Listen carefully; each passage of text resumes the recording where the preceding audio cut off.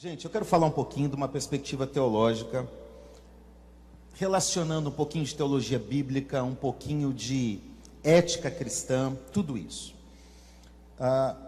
Na introdução, na sinopse que fizemos, a gente discorre um pouquinho sobre a questão daquele aborto aceito ou justificável no Brasil, ou seja, aqueles que a lei brasileira permite. Ainda que eu quero partir do pressuposto que soluções para este tema sempre deveriam ser a favor da vida, em todos os aspectos, ok? Mesmo quando envolve temas sensíveis, como por exemplo é o estupro, né? A lei então nos dá três, entre aspas, permissões: risco da morte da mãe. E aqui dentro da ética cristã, principalmente seguindo um princípio aqui do Norman Geisler, naquela obra que ele descreve sobre ética cristã e as questões contemporâneas, as alternativas contemporâneas, melhor dizendo, ele tem uma ideia de que e isso é um princípio filosófico, teológico, uma vida real tem preferência a uma vida em potencial. Então, entre a vida da criança e a vida da mãe, que está em risco, é melhor proteger a vida da mãe. Segundo, numa perspectiva também da questão da anencefalia fetal, ou seja, na não formação do cérebro, também dentro desse princípio ético cristão, uma vida sub-humana não é uma vida plenamente humana, ainda que aqui nós tenhamos que discutir melhor esse assunto. Eu só estou fazendo uma provocação inicial. Terceiro, falar da questão do estupro não é fácil, né? Eu confesso que pessoalmente é uma questão muito difícil de lidar e de definir, né? Eu acho que ninguém gostaria de passar por uma situação como essa, mulheres aqui que estão nos ouvindo e homens que são pais, que são maridos e assim por diante, né? Há uma questão também na ética cristã, principalmente nessa obra do Norman Geisler, que diz assim: quando um princípio moral maior é quebrado, torna-se, entre aspas, justificável quebrar outro princípio.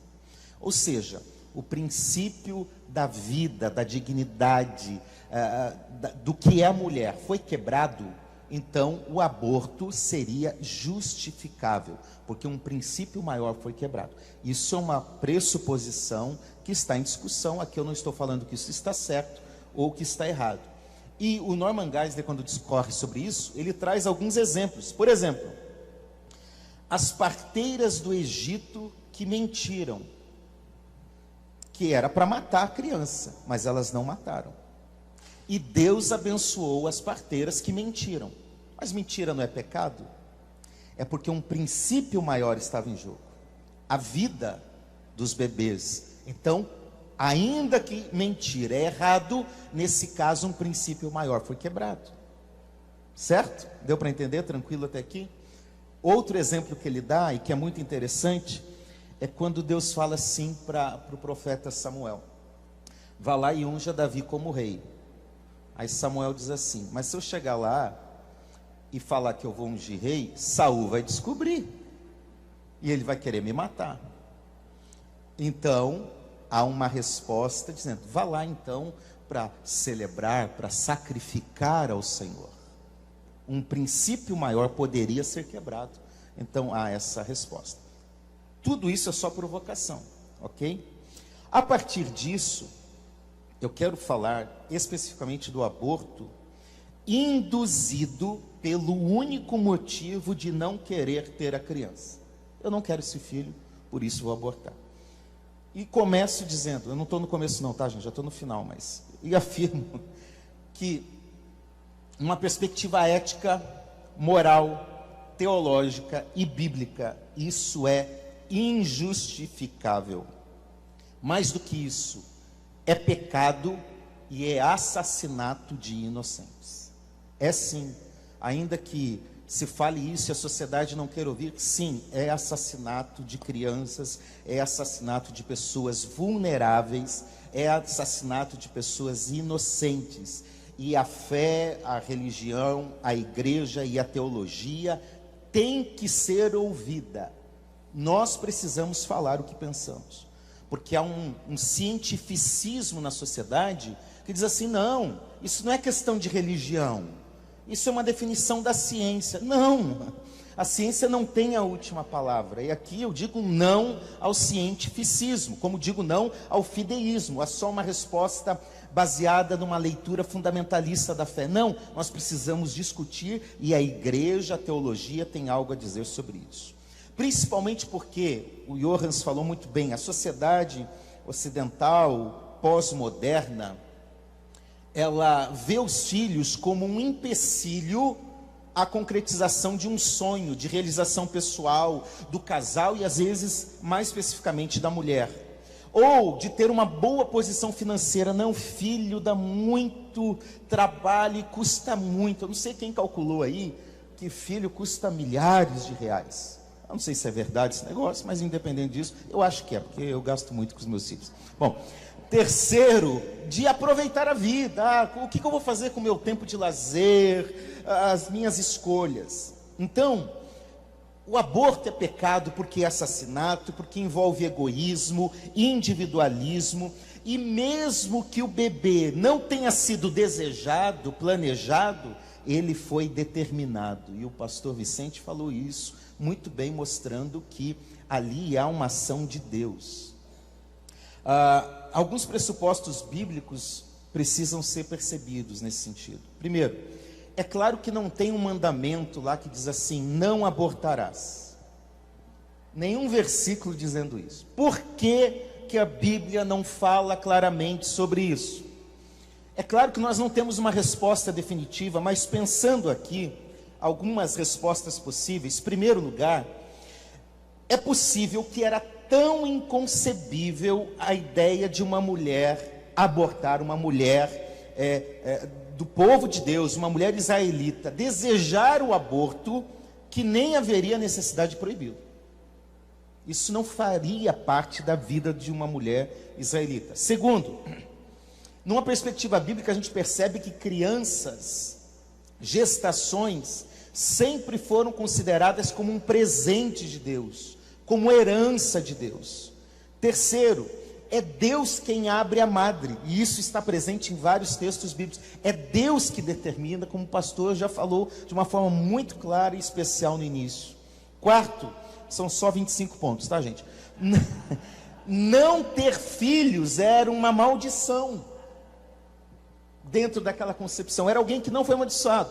Então, o aborto era tão contrário à mentalidade judaica, oriental, antiga, israelita, que bastava um mandamento dizendo assim: não matarás, que é não assassinarás também, implica isso no termo hebraico. Se eu errar aqui, os biblistas aí sobem aqui e falam que não era necessário dizer não abortarás. E caminhando para a conclusão, que eu falei mais do que os dois juntos. Quando é que no processo de concepção, gestação e nascimento, o embrião se torna um ser humano? É essa a questão que muitas vezes se traz. Até aqui não há vida, né? Quando é que um embrião se torna um ser humano, uma pessoa adquirindo o direito à vida? E aí eu vou em sintonia com os meus colegas aqui e companheiros nesse debate. Biblicamente falando, teologicamente falando, e em sintonia, em harmonia com biólogos, geneticistas, médicos, que afirmam a mesma coisa. A vida biológica se inicia desde a concepção.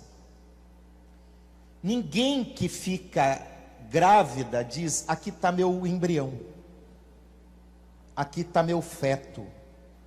Diz: aqui está o meu filho. Então a vida começa sim na concepção. Pode não ser um ser civil, mas já é um ser potencial em que há vida. E a palavra de Deus, as escrituras confirmam esse conceito, ensinam que Deus considera a vida sagrada. A vida de crianças não nascidas é sagrada. O pastor Vicente falou muito bem isso. Êxodo 4, Êxodo 21, Jó 10, Salmo 139, Jeremias 1:5, e eu quero ler esse texto, porque eu não vou ler todos por causa do tempo, mas esse eu quero ler.